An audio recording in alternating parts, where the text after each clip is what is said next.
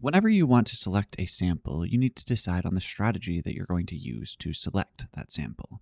This is known as the sampling scheme, and the sampling scheme that you choose is going to dictate the quality of your sample. It's going to dictate the qualities that it exhibits. It's going to tell you what you can actually learn from the sample. There are plenty of different sampling schemes, and they vary in complexity, they vary in utility across different scenarios. They all have different trade-offs. But at the simplest, the most basic sampling scheme that we could think of is known as simple random sampling. So if we want to select a representative sample from a population, the simplest approach that we can take is to use simple random sampling. What is simple random sampling then? Well, suppose that we're interested in taking a sample from some specific population and that we have a list of all members of that population. So whether those are units or people, we can fully list out everyone that's in that population. We call this list a sampling frame. So we need to have a complete sampling frame. We need to know everything that is in our population. The simplest sampling scheme, if we have all of this information, is simple random sampling. And in a simple random sample, every member of the population has an equal chance of being selected. That's the defining characteristic of a simple random sample.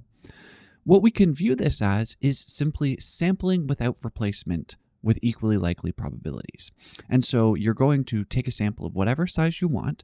Every member is going to have the same probability of being selected, right? And you're never going to select the same person twice. And that's going to define a simple random sample. So we can think about this intuitively as cutting up pieces of paper that have all of the individual names on it. We put all of those into a hat or into a bin, and we select them out one by one at random. Now, of course, you're not going to do that physically, right? You're going to select a set of random numbers, say, and see which members correspond to those numbers. But intuitively, the idea is that you could put everyone into a hat and you could start drawing them out one by one. And if you did that, you're going to be doing what's called a simple random sample. If we think about an example here, we have a university administrator, and they're interested in understanding the satisfaction of students at the university. And to do so, they want to use simple random sampling to conduct a survey. So how should we implement this? And so if we think about it, the university administrator is going to have their full sampling frame because they have a list of every student who is currently enrolled in the university. And so what they can do is they can take that sampling frame, and they're going to have n total students on that list. They can label those all 1 up to n. And then they could select out however many individuals they want to give the survey to. Maybe they want to give it to 1,000 students. Right? So then you're going to pick 1,000 numbers between 1 and n, where n's the total number of students that there are. And you look at which students do those correspond to. You would then reach out to those students directly, say via email, right, and send them the survey and ask them to complete it. And that would give you a simple random sample of the university students. Right? So first, we would need to consider the list of all of the students, the sampling frame. So this is going to take the population to be all the current students, right? So we're not thinking about this as being graduated students or prospective students, just those who are the current students. Students could be listed out from 1 up to n.